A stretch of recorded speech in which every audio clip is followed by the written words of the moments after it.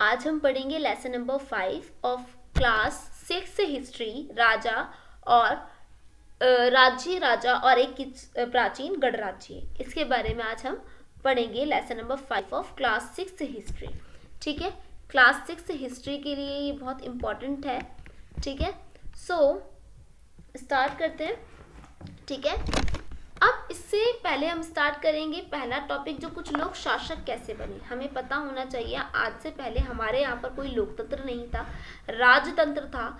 तो भाई वो लोग राजा कैसे बने आखिर। चलो, राजा का बेटा राजा का बेटा राजा, राजा का बेटा राजा, पर पहला राजा फिर कैसे बना, है ना।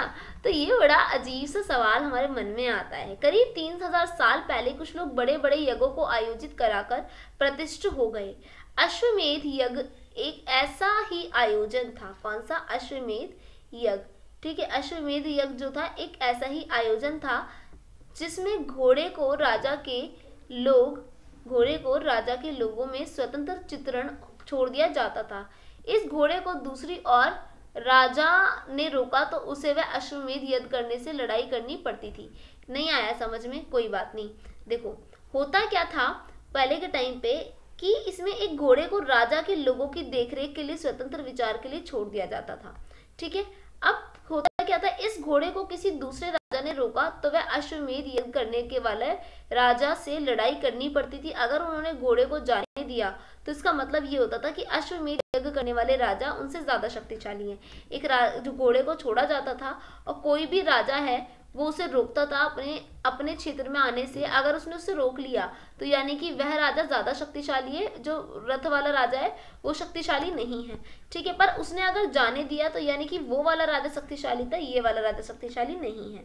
ठीक है, उन राज्यों को यज्ञ आमंत्रित किया जाता था, यज्ञ विष्टि पुरोहितों द्वारा संपन्न किया जाता था, उन्हें उपहारों से सम्मानित किया जाता था और अश्वमेध यज्ञ करने वाले राजा बहुत शक्तिशाली माना जाता था। यज्ञ में आमंत्रित सभी राजा उसके लिए उपहार लाते थे। ठीक है, इन्हीं आयोजनों में राजा का मुख्य स्थान होता था राज सिंहासन या बाघ की खाल के एक विशेष आसन पर बिठाया जाता था, जिसमें बाघ की खाल से बना होता था। राजा सारथी ही उसका सहचर होता था और यज्ञ के अवसर में वह राजा की विजय तथा अन्य गुणों का गान करता था, जो उसका सारथी होता था।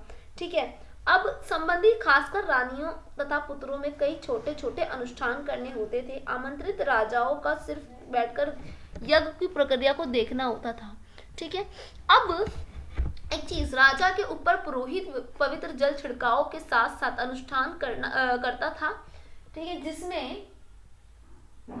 जिसमें क्या था बेटा कि अगर सामान्य लोग वैश्य जैसे सामान्य लोग उपहार लाते थे तो कोई अनुष्ठान करता था, पर जिन्हें पुरोहित शूद्र मानते थे वह अनुष्ठानों में शामिल नहीं हो सकते थे। यस, पुरोहित कौन? पंडित, जिनको शूद्र कहते थे, वो इनमें शामिल नहीं हो सकते थे किसी भी कीमत पर। ठीक है, क्योंकि वो अछूत थे और वह बिल्कुल भी समाज की किसी भी कार्य में, पवित्र कार्य में नहीं आ पाते थे। ये बहुत ही गंदा सा नियम था कि कोई भी भगवान के द्वारा, ईश्वर के द्वारा, खुदा के द्वारा, अल्लाह के द्वारा बनाया गया, ऊपर वाले के द्वारा बनाया गया व्यक्ति कोई ऐसा मतलब उसके साथ कैसे कर सकता है कि वो शुद्र है ना। तो उसको किसी भी कार्य में आप नहीं शामिल होने दोगे। ये किसने कहा था? पुरोहितों ने कहा था।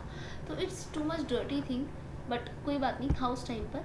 ठीक है, वर्ण व्यवस्था, उस समय 4 सामाजिक वर्ग थे: ब्राह्मण, क्षत्रिय, वैश्य, शूद्र। ब्राह्मणों का काम वेदों का अध्ययन था, यज्ञ करना था। मैंने आपको पिछली वीडियो में ये बताया था। उन्हें उपहार मिलता था जिसके लिए, और क्षत्रियों का काम युद्ध करना था और उनकी रोगों की रक्षा करनी थी। वैश्यों का काम खेती करना था, पशुपालन करना था। शूद्रों का काम अन्य 3 वर्गों की सेवा करना था। ठीक है, अब इसलिए चित्रभूषण। अब जनपद क्या था, कैसे राज्य बने। ठीक है, जनपद, देखो जनपद का मतलब क्या होता है, मैं पहले आपको ये समझा देती हूँ। ठीक है, देखो जनपद, ठीक है, 2 भागों में, 2 शब्द से मिलकर बना है, जन प्लस में पद। ठीक है, जन प्लस में पद। जन मतलब जनता। ठीक है, पैर पसारना। ठीक है, क्या? पैर पसारना। जहां जनता अपना पांव रख दे, जहां जनता अपना पांव मतलब पैर है। ठीक है, पाव भाजी वाला पाव नहीं है, पाव रख दे वा वहाँ बस जाए, ठीक है, वहाँ बस जाए, ठीक है, वह जनपद कहलाता है, ठीक है, जनपद, वह जनपद कहलाता है, ठीक है, ठीक है।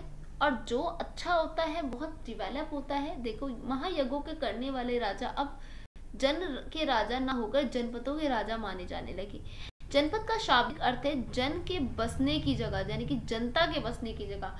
पुरातत्विदों ने इन जनपदों में कई बस्तियों की खुदाई की। दिल्ली में पुराना किला, उत्तर प्रदेश में मेरठ के पास हस्तिनापुर और एटा के पास अंतरजी खेड़ा, इनमें प्रमुख खुदाई से पता चलता है कि लोग झोपड़ियों में रहते थे, मवेशियां तथा अन्य जानवरों को पालते और चावल, गेहूं, धान जैसी फसलों का क्या करते थे बेटा, ये फसलें उगाते थे, ठीक है, इन जैसी फसलें उगाते थे।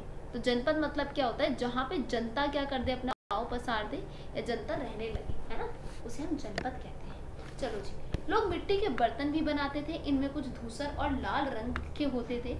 मिट्टी के बर्तन जो होते धूसर होते थे या फिर लाल रंग के होते थे।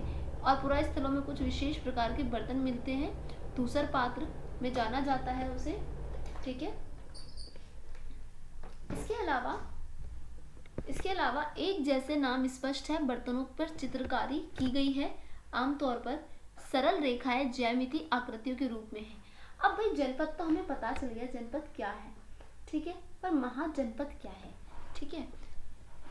250 साल पहले कुछ जनपद अधिक महत्वपूर्ण हो गए, है ना, जिन्हें क्या कहा जाने लगा, जिन्हें हम महाजनपद कहने लगे, है ना।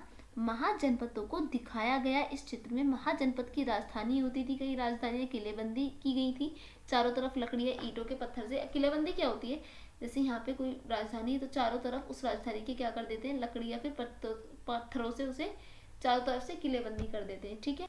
अब हम यहाँ पे थोड़ा सा जूम कर लेते हैं, ज़्यादा हो गया ज़्यादा जूम हो गया, वेट, हाँ यहाँ करना है हमने हल्का सा जूम, ठीक है। आपको दिख रहा होगा वैसे, होप सो दिख रहा हो, है ना। तो यहाँ पर जो हमारे जनपद थे ना बेटा, मोस्ट इम्पॉर्टेंट, तक्षशिला, मैं कलर चेंज कर देती हूँ,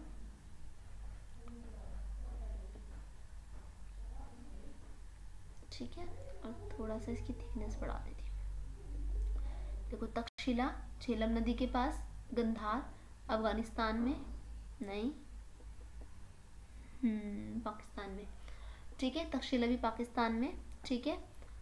और फिर उज्जैन, कौशाम्बी, मगध, वैशाली, हस्तिनापुर, ठीक है, ये सब है, ये आपके महाजनपद है, ठीक है, ये आपके महाजनपद है जी। अंग ये भी, ठीक है, अवंती भी, ये रहा, वज्जी भी, अंग भी, ठीक है जी। और ये तो नदियां है ही खैर, ठीक है। अब ऐसा लगता है कि लोगों ने अन्य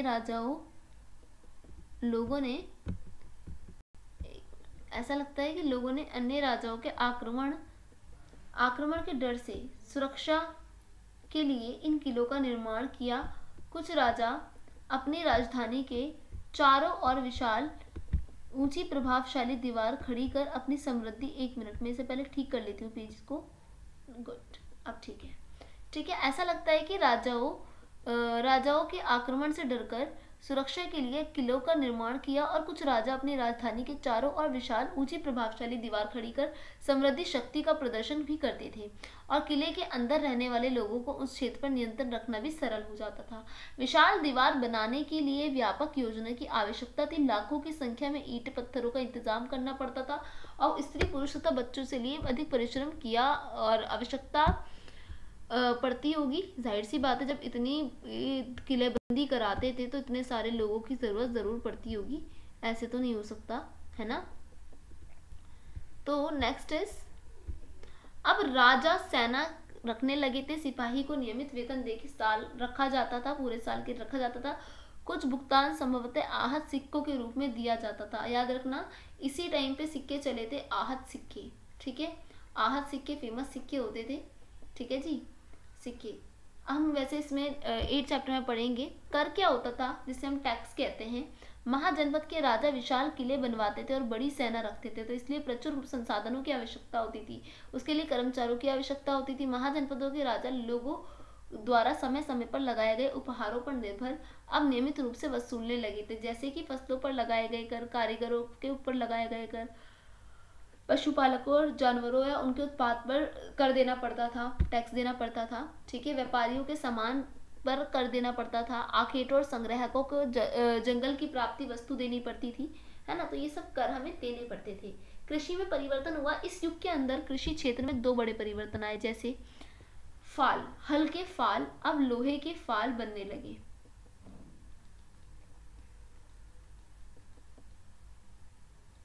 एक मिनट। हाँ, तो अब क्या हुआ, हल के फाल अब लोहे के फाल बनने लगे। कठोर जमीन के लकड़ी के फाल की तुलना में लोहे के फाल आसानी से जोता जा सकता था। यानी कि कृषि में क्या परिवर्तन आया, लोहे के फाल का प्रयोग होने लगा। ठीक है, लोहे के हल के फाल अब लोहे के फाल बनने लगे। लोहे के फाल का प्रयोग करने लगे लोग, जिससे कि लोगों को आसानी होने लगी। ठीक है, और फसल की उपज बढ़ाई गई। दूसरे लोगों ने धान पौधों का रोपण शुरू किया, अर्थात खेतों में बीज छिड़ककर धान उपजाने के बजाय धान की पौध तैयार करके उनका रोपण शुरू किया। अब पहले की तुलना में बहुत ज्यादा पौधे जीवित रह जाते थे, इसलिए पैदावार भी ज्यादा होने लगी। ठीक है, तो यहाँ से क्या हुआ, इसकी वजह से आसानी हुई खेती में। ठीक है, आसानी तो हुई खेती में, और क्या हुआ, और पैदावार भी बढ़ी, है ना, बढ़ी। ठीक है, पैदावार भी बढ़ी। ठीक है, पैदावार भी बढ़ी। इसके साथ साथ अब एक और चीज आती है,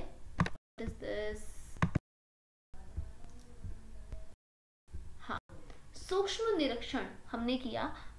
अब हमने लगभग, मगध कहाँ पर है बेटा, मगध है आज के बिहार के अंदर। बिहार को ही मगध कहा जाता है। एक मिनट, बिहार लिखा गया, मगध क्या है, मगध क्या है, आज का बिहार। ठीक है, आज जो बिहार है उसी को पहले मगध कहते थे। लगभग 2 सालों के भीतर सबसे महत्वपूर्ण जनपद बन गया। सोन जैसी नदियां मगध से होकर बहती थी। यातायात, जल वितरण, जमीन के उपजाऊ बनाने के लिए महत्वपूर्ण थी। मगध का एक हिस्सा जंगलों से भरा था। इन जंगलों में रहने वाले हाथियों की पकड़कर और उन्हें प्रशिक्षित कर सेना से काम लगाया जाता था। सही यही नहीं, जंगलों से घर, गाड़ियां तथा रथ बनाने के लिए लकड़ी मिलती थी। इसके अलावा इसके क्षेत्र में लौह अयस्क की खदानें मौजूद, औजार और हथियार बनाने के लिए उपयोग थी। मगध में 2 बहुत ही शक्तिशाली शासक थे। क्या नाम था उस शासक का, बिंबिसार, अजातशत्रु हुए थे। जनपद के जीतने के लिए साधन अपनाते थे। महापदानंद एक महत्वपूर्ण शासक था। नंद वंश का राजा कौन था, महापदानंद एक बहुत ही शक्तिशाली शासक था, जो नियंत्रण का क्षेत्र उपमहाद्वीप के उत्तर पश्चिमी भाग तक फैला लिया। और बिहार में राजगृह यानी कि आधुनिक राजगीर जो आज के टाइम पर है, कई सालों तक। अब राजगीर जो है पटना है, ठीक है, राजधानी बनी रही। बाद में पाटलिपुत्र, आज पटना राजधानी बनाया गया। 2300 साल पहले की बात है। मैसिडोनिया का राजा सिकंदर विश्व विजय करना चाहता था। ठीक है, और उसने क्या करा, पूरी तरह से सफल न होने पर भी मिस्र और पश्चिम एशिया पे कुछ राज्य जीतता हुआ भारतीय उपमहाद्वीप के व्यास नदी के किनारे तक पहुंचा। जब उसने मगध की और कुछ करना चाहा तो उसने सिपाहियों ने इनकार कर दिया। वह इस बात से भयभीत थे कि भारत के शासकों से पास पैदल रथ और हाथी की बहुत बड़ी सेना है। तो सिकंदर की सेना ने, सिपाहियों ने मना कर दिया था इस पे आक्रमण करने से। ठीक है,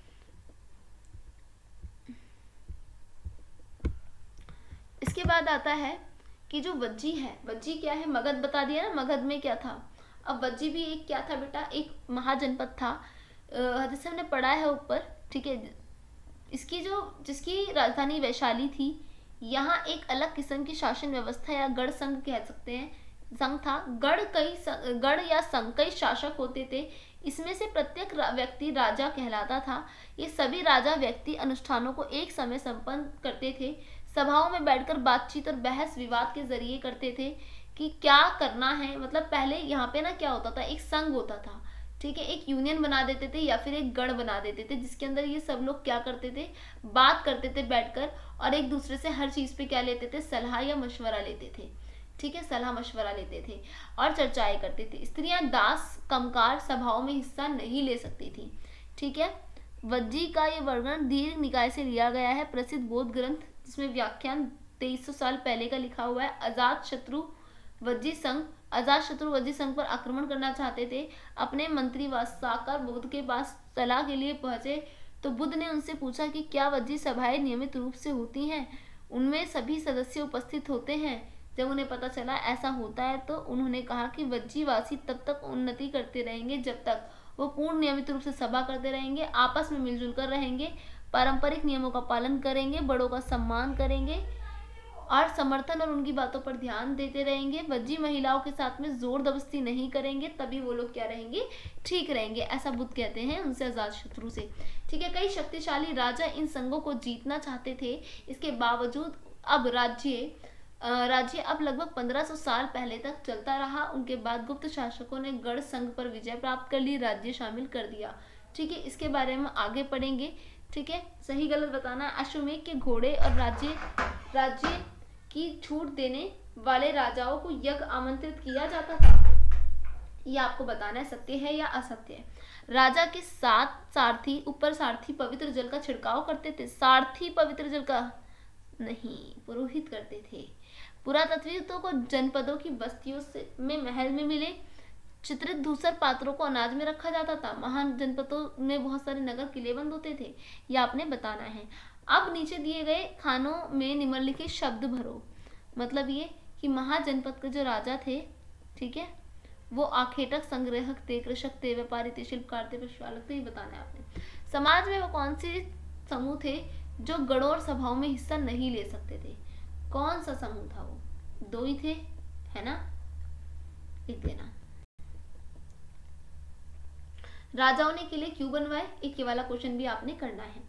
नए शासक, इन्हें पता है सॉल्व करना। देखो ये वाले तो आपका आ जाएंगे आंसर राइटिंग में, जिसके आपने आंसर लिखना है, वो ऊपर वाले टिक मार्क में आ जाएंगे।